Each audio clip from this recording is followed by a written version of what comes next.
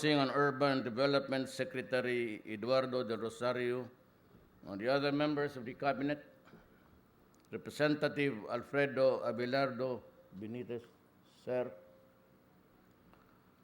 General Carlito Galvez and the other major service commanders, Police Director General Oscar Albayalde, Talisay City Mayor Nelo Jesus Antonio Niel Lizares III,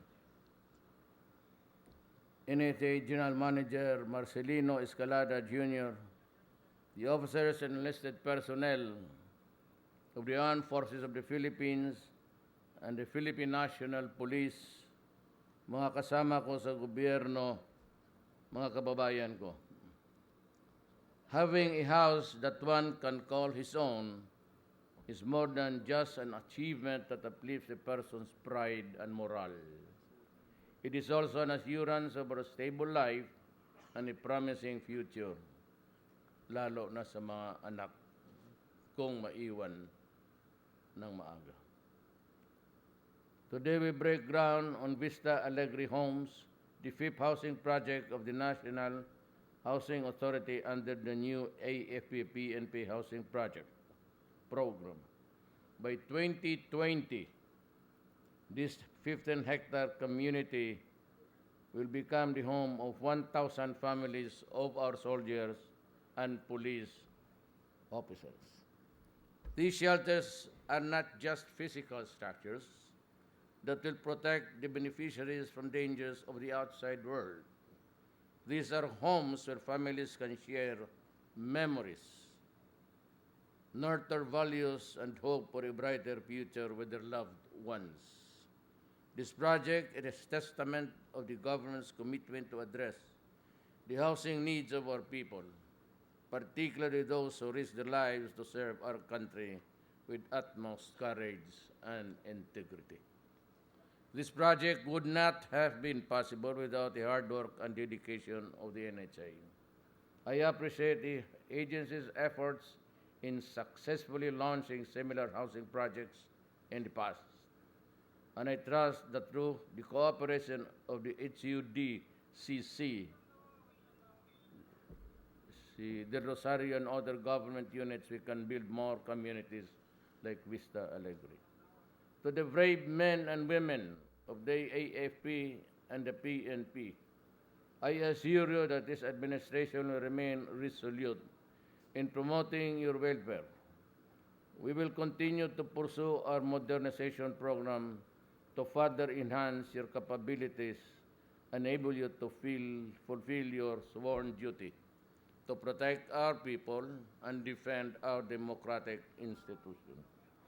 Paputulin ko lang, itong dalawang nagbubulungan, yung katuwang kuan, yung namatayan. Is there any housing project for the families left behind? Saan mo nga nilagay yun? Nasa Hermanas, Mayor, sa Quezon City. Gusto ko kasi, I'm not trying to bloat but first things first, I'd like to, the families of those who have fallen ahead of us also provided with housing projects. And with that also, I'd like to declare my policy of this government that I will pursue vis-a-vis with the housing and the houses also of those who would like to surrender. Hand-in-hand sa tandem, pero mas maliit lang yung sa rebelde. Kasi rebelde di sana sila nag-kiat dyan. But I will also pursue land reform. You know, Boracay is an island that is fundamentally actually classified as agriculture and forestal. I don't know now, but I had a talk last night with President Arroyo, and she does not remember signing any proclamation segregating or changing category in one or two of those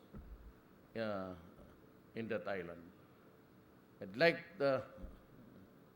you to know that we will just delineate a certain portion there, but the rest of the island will be declared a land reform area. ibigay ko muna sa mga tao doon yung nauna. Total, ang hinahabol lang naman yung mga negosyante, if at all, I leave it to Congress to decide. I like to have a clear-cut parameter of how much would be given to business back. The only thing I ask is, don't that, people are really trying, everybody has his own opinion of what it should be and what it should not be. Huwag ninyo akong madaliin. Allow Anyo and si Mato clean the place. Then after that, we will go away. I hope that they would take care of it the next time for the next generation. Huwag ninyo akong ipit-ipitin dyan because a big business will go in. And I think if I thought by that time that medyo logi at napupunta na lang rin sa mga lalaki, maybe you can have a few strips there as back to business, but fundamentally the rest of the forestal area, like also to ask Congress if they want to do it, they can. But tanggalin ko ng forestal, just keep the trees there blooming. Don't touch it, but you can have some sort of a farming. Agricultural lahat yan. And most of the flat areas will be given to the people. Yung anong nandyan, preferably, just to give it to the Filipinos. Multinationals and big companies can go there, but my predilection actually is just to give it first to the farmers. Yung negosyo ninyo dyan, ang frontage lang naman ang kailangan ninyo. You do not need to go inland to build more and give it to the people there, to the natives, para matikman nila ang a piece of, just like a soldier, that he will have a piece of property under the sun. Yun, and that's the idea there. And for those who are into the back, in the folds back to the mainstream, I'd like to welcome all of you. But do not demand too much, lalo na yung kadamay making noises. I mean, I join you in your sentiments to have a roof under a shelter, but do not demand too much. Yung iniwan ng mga sundalo kasi maliliit, not of their liking, then maybe you can have it. But do not demand as if you have kayo yung nagsamok-samok dito tapos kayo pa yung you just wait. But sa land reform, I will continue and I will ask money from Congress to expand the land reform area. Saka sabi ko yung sa Mindanao, wala naman yung lupa. And you know what, if you go to North Cotabato, you'd see how the industry of the Ilocanos work. I was, minsan, na-weather ako between the boundaries of Davao del Sur, Davao City, and there, about. So, we were forced to land because we could not say on anything. But nung bumaba ako, nakita ko pati bukid. Si Delphin Lorenzana, that was his area during, dito ba si Delphin? Wala. Hawaii, Yan, teritoryo man niya yan. Makita mo yung pagod ng Ilocano.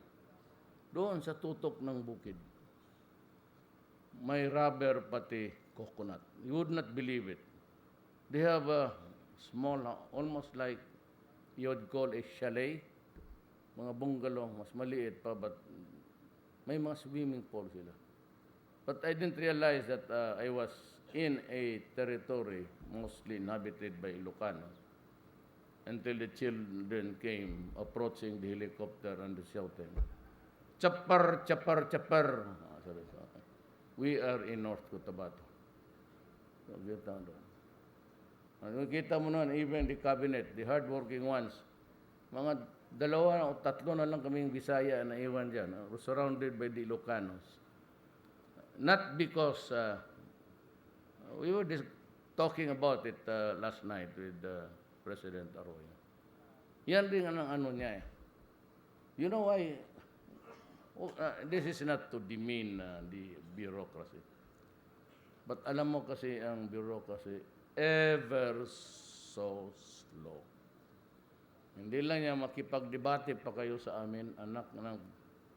So that's why this Marawi thing got out of control and we had to rebuild it. And I would mention his name, a cabinet member was presenting a lot of matrix there. Task force, bangon, then operations committee, tapos finance. Yung matrix niya umabot na doon sa sahig. I was just listening.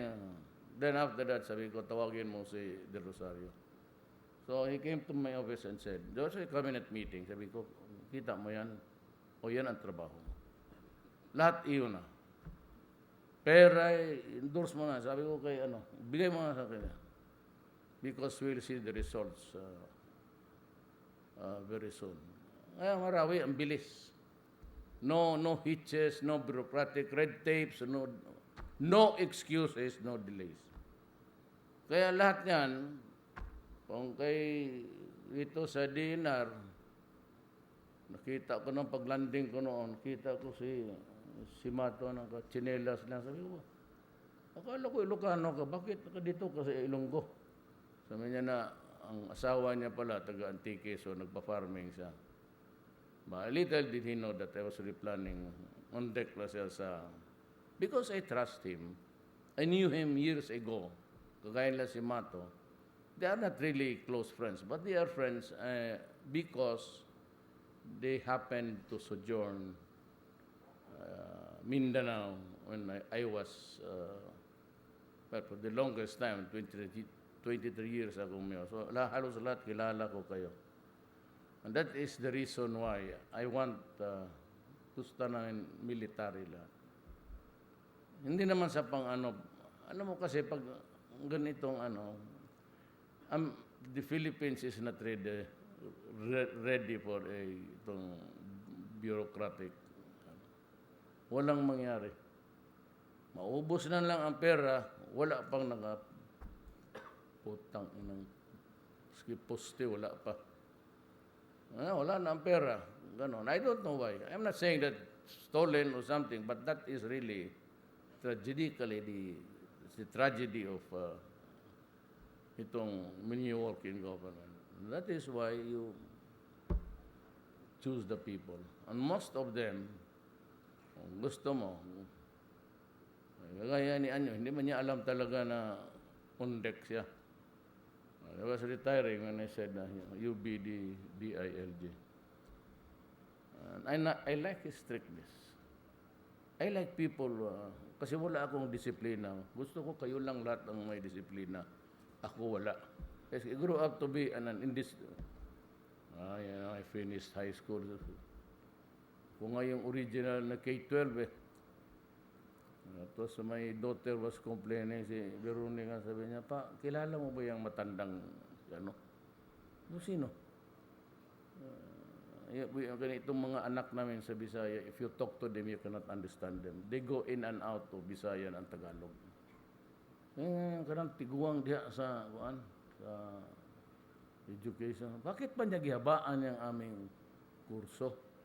Sabihin mo sa kanya na ibalik na yung original. Sabi ko, mahirapan ako niyang kids. Kasi ang tatay po mo pa naman, ako yung original K-12. I graduated high school in 7 years. Sabi ko, mahirapan tayo dyan. We have no moral authority to tell that to Briones. So, I have a team and we do that. Hindi lang kilala. Kasi hindi naman mga politiko, mostly from the military, low profile, but they are workers. Ed naman was for the longest time also, the task force Davao. Naabutan mo pa Ed si Inday no? Yung transition. Yan ang paborito ni Mayor Sara. Si Ed, pati si, huwag mo lang sabihin sa kanya, ha? Gusto pa naman una si Jagger. Sabi niya, hindi, kawawa lang si Jaggy. Si Jaggy palagi naiiyak ang mukha eh. Naawa si Index. Ikaw ganun lang ang mukha niya. Maldito yan. Sabi ko. Pero walang makatalo kay Pangilinan. Yung unang task force, Davao, sa Luho. Kung may mga opisyal ka ganon, huwag mong ipasahin sa syudad mo. Mamumulubi ka. Ang putang ina. Pangilinan, gusto ng kampo. Sabi ko doon sa Tugbok, mamili ka dyan, no? San Gabriel, military camp. Sabi niya, malayo yan, sir. Mayor, gusto ko yung so inirentahan ko yung bowling. Tapos sabi niya, mainit masyado, kawawa yung mga bata. Oh, I agree. So yung industrial fund, 4, naabutan mo na. Tapos sabi niya, meron yung kwarto ko hindi masyado it's not presentable. Kuji, putang ina, ano ba military, presentable. Basta may maupo ko lang dyan. Hindi, urban area tayo eh. So yung mga conference table, yung naabutan mo na lahat yun, pagka na lang bisyoso ang yawa. Tapos sabi niya, alam mo, kurtina. Kuji, masyado ka naman. Pera-pera lang yan naman yung pakurtinahan. Tapos sabi niya, gusto niya yung kwartes medyo sirado. Ay, basta tangina. May racket ka talaga do. Gusto niya tapos aircon. Tapos, doon abutan mo, may kurtina. Kung sa kaman diyo, kung sa baka bayot ka, di kurtina pa. Kita ko man sa noon, but he's busy with something else. I've been trying to talk to him, but he's a good friend. So all of these guys that are now in government, kaibigan ko yan sila lahat. And so, that is how it is. I will now proceed to read. Baka magalit yung sino gumawa nitong yako ito. To the brave man, tapos na. In return, I ask of you to do the best as we continue our fight against corruption. Again, I'm through with that. May this launching of this project inspire all of you to continue to advocate supporting government's campaign and advocacies aimed at uplifting the lives of our citizens and creating a safer and more secure nation for all Filipinos. May sabihin lang po ako, this is not a campaign period, but even during the debates, I was the first one to finish ahead. Because I only resorted to bullets. What can you accomplish in 1 minute and 30 seconds? Pero I'd like to repeat it. I'm not trying to be redundant. Hindi ako napapakorne sa inyo. But I hate. Ang una ko sinabi, I never had the organization. PDP was moribund. It was not there. It was not working. And even in the Luzon area, I only got one guy who was also a friend before he became a public official, si Abet, the one who supported me. In the Visayas, wala. I just came from, not even in the hometown of my father. Mindanao, well, of course, it's Subiri and a lady governor, which I cannot mention the name because it's not good. But yun lang and of course, Davao. But what I'm trying to say is that even without an organization to back me up, and relying only on the words that I convey to the public, I won. Why? What is the mystery? You know why? To me, after all has been said and done, because I was carrying the message that the people desperately wanted to hear.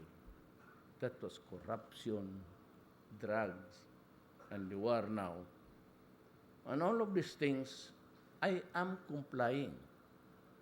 There is no completion of the things such as corruption. But I have fired and will fire tomorrow some more people. Meron pang isang head of an agency. Ngayon, when you are granted itong Freeport, mga ano, then you begin to abuse by issuing so many franchises of gambling because it is in the franchise. Correct. It is in the franchise, but everything goes under regulation.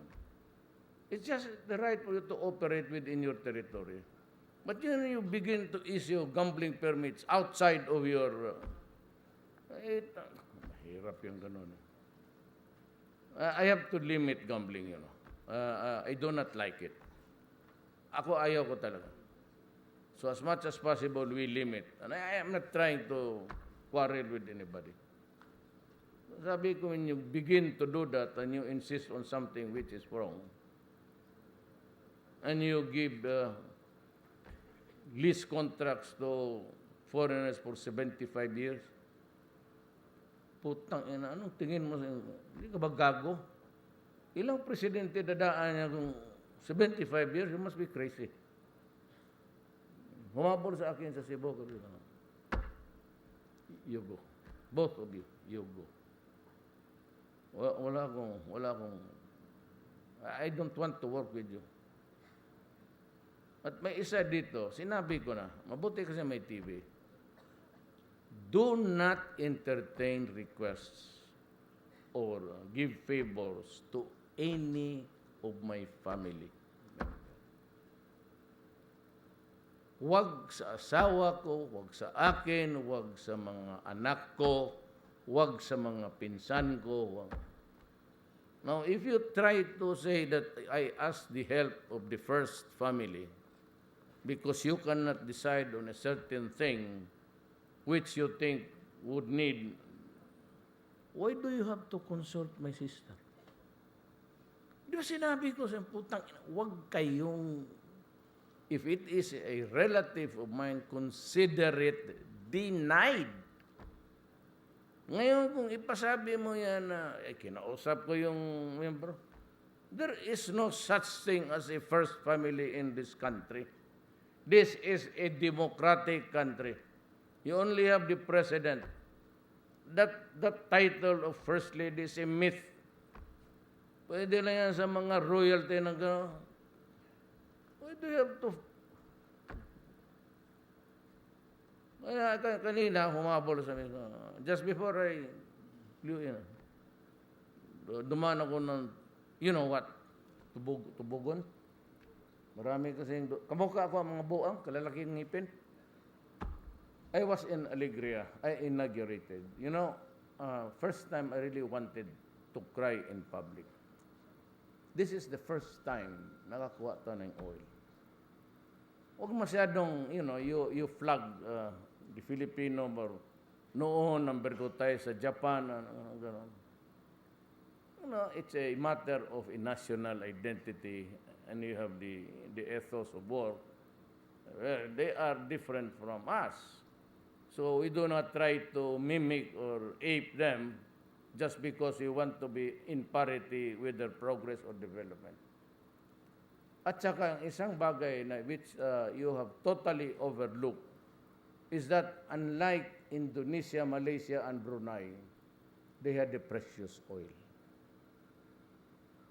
At kung kukwintahin mo yan sa gobyerno in terms of maybe sa GDP niya, it's about 1 billion. Lagay na lang natin every quarter. Wala tayo niyan eh. Kaya binibili natin yan, mahalan. It goes with the market and the crisis. If there is the crisis, they threaten to raise as a bargaining chip. Ganoon yan eh. Itong mga Arabo, taasan nila because they wanted this thing and they cooperate with each other. They meet in cabal and they decide to force the West to give in to concession. Tayo naman pag ganun. But yesterday, when I turned the wheel there, biglang nag-apoy and there was fire. Steady, gas. At ang sabi ko, how long this would last? Sabi nung in-check, maybe kung swertihin tayo, about 15 years. So mayroon tayong sarili. And the first to enjoy should be the people of Alegre because nandoon. What then? Sinabi ko noon sa kanila, over time there will be a lot of Filipinos congregating here. There is money in this place. So it's about, siguro sa inyo, it's 100 million a month. That would make you the richest municipality. And people will start to crowd. Saan yung progress, andin yung pera, ang mga tao punta. Sabi ko, be kind to your countrymen. Nandyan pa kayo ngayon, pero dadating na, nandyan na yung oil, lusiga na. Plan your population here, your urban planning. Para ang magdating dito, when it is already in full motion, hindi na sila magtira dyan sa tabi ng daan. Maybe you can give them some flat plains somewhere. Pero talaga I was first time nakakita ako yung period mo makita mo sa na singaw yung gas. And that's the gas actually. The oil remains there sa baba. So that's the happy note that I'd like to tell you.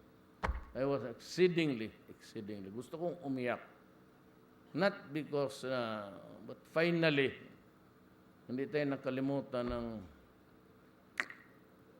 Diyos. Akala ko, nakalimutan na tayo sa... But for the longest time, sana kung mayroon pa tayong other strikes, then if we have the oil, it's the most precious commodity actually in the market. Yan ang pinaka-number one. And we have that. Malampaya was not good, but I'll try to fix it someday. Do we have time? I have about 5 minutes. I'd like to talk about geopolitics and everything.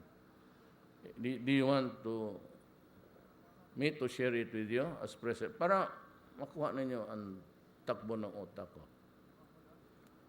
Dali ha.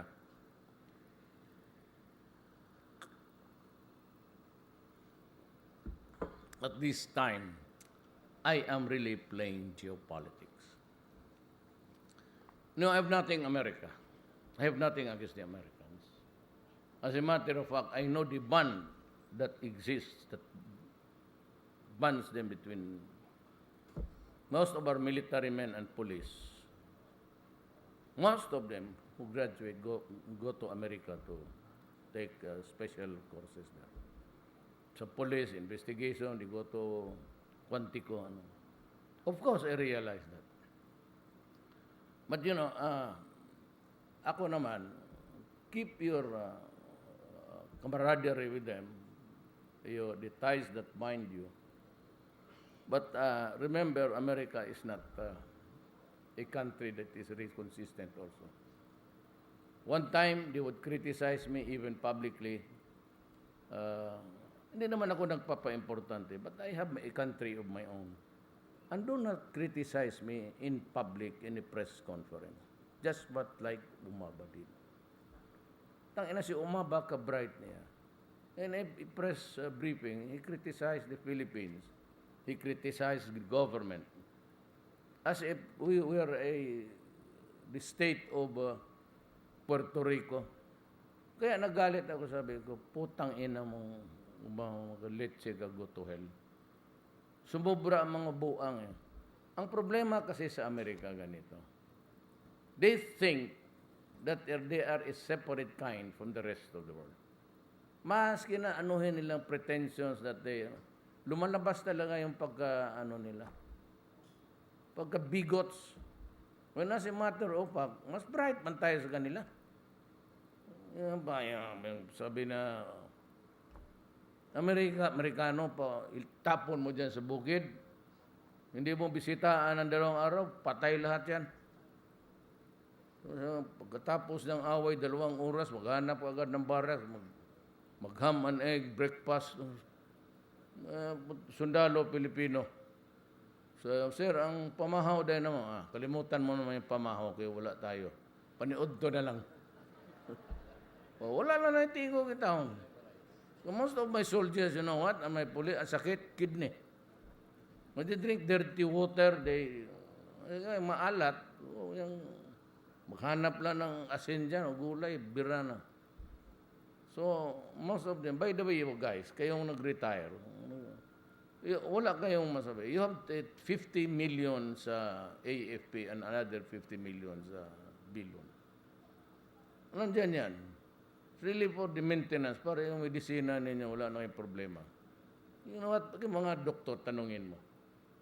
PGH, mga intern noon, magbibigay pa sila ng, makukontribute pala sa mga pasyente. Mga mahirap lang pumupunta dyan. So, tinawag ko silang PGH. Sabi ko, how much is the budget? Sabi ko, 14 million a year. 14? Sabi ko, if I'll give you 100 million, would that be enough? Sabi niya, Mayor. When I say Mayor, ayaw kasi patawagin, ayaw ko tawagin ako Presidente. Mayor lang. Mayor, anong sobra na yan? Okay na yan. 100 yearly ko, no? I'll give you 100 million monthly. Pati yung, kaya sinabi ko, tinambahan ko si Andrea, give PGH 100 million a month. Tapos 50-50 ang para sa medisina. Okay naman yung building ninyo. I give you a new room. I bought you itong decompression, barrack to arrest infection. It's modern now. And it's clean. So, ang na lang natin is bahay. But bahay, yours is mas maganda. Magkano isa niya? 880. Ang bayan nila, 5,000 lang. 5,000. Alisin mo ng 100. Muna pag-ibitin. 500 na lang. 5,000 a month. Kaya na. Bagisib, magkano bang average na increase ng salary? 5,000 kaya na ninyo.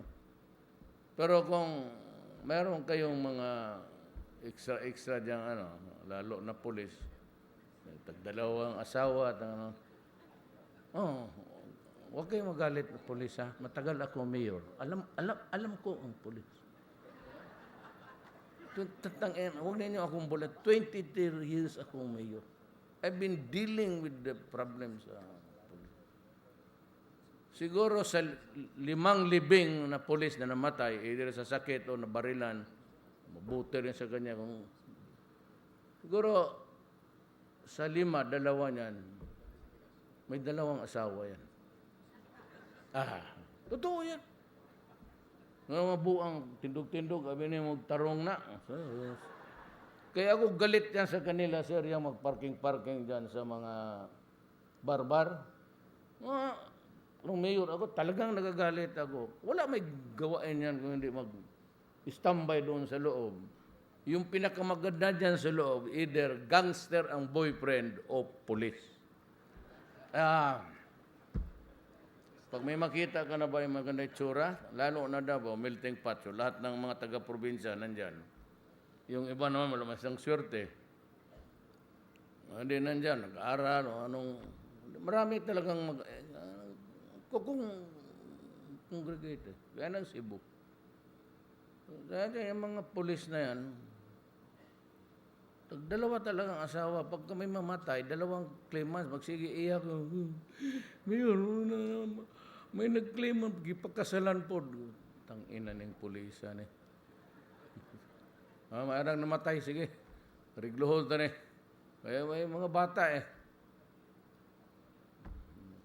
Pulis talaga. Pero okay, wala mga problema. Sabi ko nga, ulitin ko in front of your, I've been repeating this redundantly. Na pag magtrabaho lang kayo, wala kayong problema. In the performance of duty, you're ordered to go out and patrol and you magkadisgrasya dyan, you are protected. I have your back. No worry. Hindi talaga ako papayag na may pulis na o military makulong dahil ng trabaho. Paabutin mo lang sa akin. I guarantee you. Baskin yung iba magsabi, murder man sir. Sige, file mo kung murder. Good. Trial. Bigyan mo ang abogado. Anong strategy sir? Walang strategy. I-acquit mo, okay. Pag i-convict mo, okay. Wala yung sakit sa akong igit diya. Sabi, sentensyado. Sige. Sentensyahan mo. Dagdagan mo pa ng 10 taon. Sabi mo, bong. Saan yung pulis? Nandiyan yung abogado pati asawa nag-aya. Kuha ka ng pardon dyan. Marami yung pardon dyan, purma. Sige, fill in the blanks. Sino yung pulis? Nandiyan na. Pardon is hereby granted, restoring the accused to full political and civil rights and promoted to the next in rank. Sign. Ganoon lang man yan.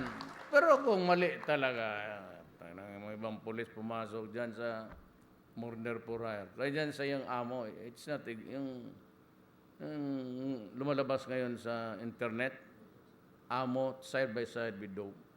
It really gives you the chills, katakot. Kaya I cannot, wag na lang tayo mga human rights kayong mga abogado.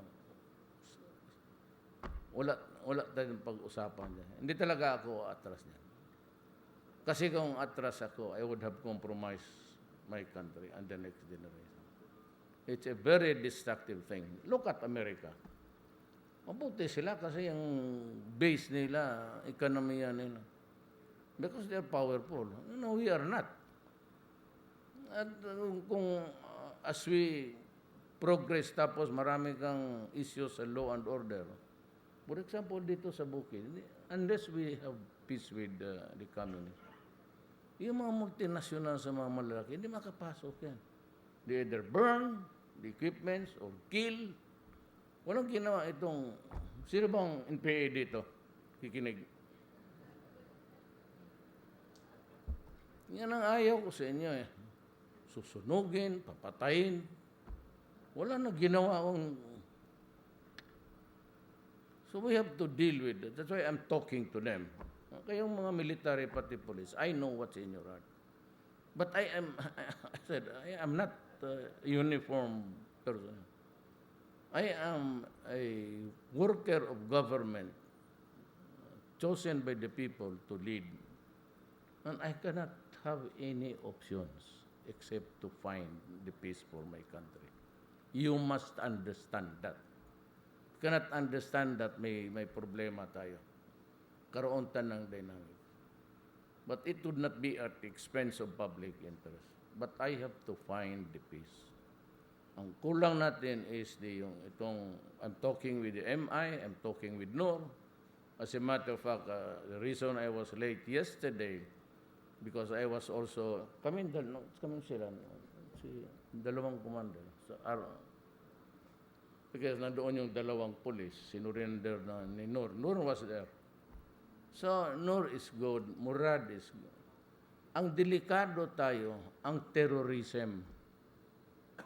Ang terrorism, huwag ka nang mag-isip na kung Maranaw ba yan o Tausog ba yan. By the way, for the rest of the guys, kayo mga sundalo, huwag kayo do not be offended, I'm a Maranaw. So, my mother is a Maranaw. Wala tayo, pero yan, kung yan lang mga ganon rebellion, purely territorial. But itong mga ISIS, kung magpasok ito, ganito yan eh. Kung magpasok ang ISIS because they're running out of everything, guns, finances, and all, they will decide to go to Southeast Asia. And if you are a leader of the ISIS, how would you choose or what place would be the best for you to thrive? It could not be Malaysia. It's a Muslim country. It could not be Indonesia, Muslim, nor Brunei. So, itong mga gagong to, and they have corrupted Islam so much na sabihin nila na they will invade, establish caliphate. Mga gago na and they only know two things, how to kill and destroy. Now, if they go here in Southeast Asia, saan ang pinakamagandang lugar? Where would be the place to hibernate and to start a base? It's Mindanao. Mas Mindanao, dyan ang makikita nila ang maraming infidels, which are the non-Muslims or fundamentally the Christians. Kaya itong China Sea, wala na rin akong magawa. Do not believe in that shit that it was during my time that this was arbitrary ruling was handed down. Of course it was not. The fate of that started 2 months before, 3 months before ako pumago. Because it was already announced that there was the arbitration decision. Dumating lang ngayong papel sa atin officially. It was handed to us. Presidente, but what's a big deal between the males? Kaya ganun ang ano yung kuman ito? China, Justice Carpio keeps on posing, be assertive. Nandyan yan sila lahat. Anyo, Lorenzana, Esperon, and the other guys, during the bilateral of the first meeting, I went to China to buy arms. Kasi ang wala akong reserva, the inventory might be good in picture, but those rifles are, battle-weary na kung tao pa. Bigla na yung sumusulpot yung how many thousands of rounds there are. Minsan, mulagpot na lang ng bolt and the bores are already loose. Alam mo, ang bala, lumalabas yan ng barrel, may kawaring, it has its own life. It's twisting several thousands of minutes every. Kaya ang may trajectory yan. Kaya, baski na mahangin, patuloy yan siya, kaya may sarili siyang trajectory niya. Luag na eh. So that was just kung sakali na because alam ko na puputok na ang Marawi because even my relatives kept on calling me na sige na sila bigay ng armas. But I underestimated the ordnance na nakatago sa kanila. But still, I went to Russia. Both countries said, no problem. We will give it to you. And I'd like to tell you now na hanggang ngayon walang hiningi yung papel pati lapis ang Russia pati China. And I never, baka we were in for, never agreed to any alliance there. And ayaw ko rin magbili ng armas sa isang source lang. For example, a certain country sabi niya, we will supply all your armament. Mahirap yan. Because if you agree to that, your country becomes a colony of that powerful country. So ngayon, nandito ako, I'm faced with the possibility of a barbaric war. Hindi ko naman kaya ito. Ipadala ko yung mga sundalo ko. I will not embark on something, on a war or battle that I cannot win.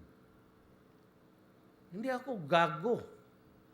So, nandyan na lang riyan, nung pag-umpisa niyan, sabi ko, yung mga Amerikano, pagka-hypocrite.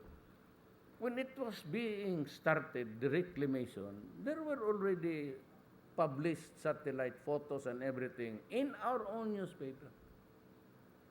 And the U.S., sabi nga ni President Aquino, and he is correct, for the few times that I was listening to him, not only America could have stopped the reclamation. Sige na sila kalot dito eh.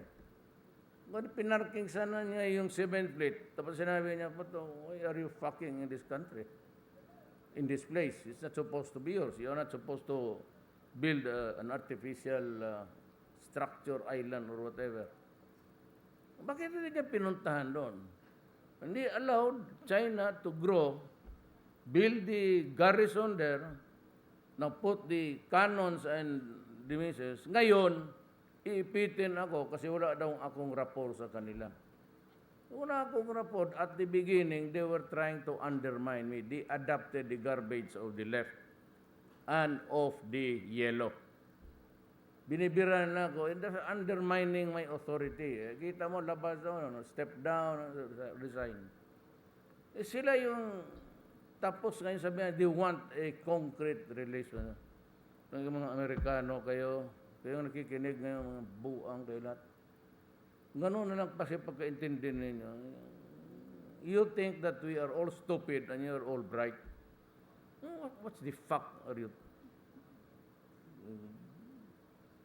Bakit kayo ganun magtingin sa amin? Kaya ninyo, ayaw ninyong parahin. Kung gusto ninyo, makipagira ako. If a shove comes to a push, what am I? Kung mapahiya ako. Larga talaga ito.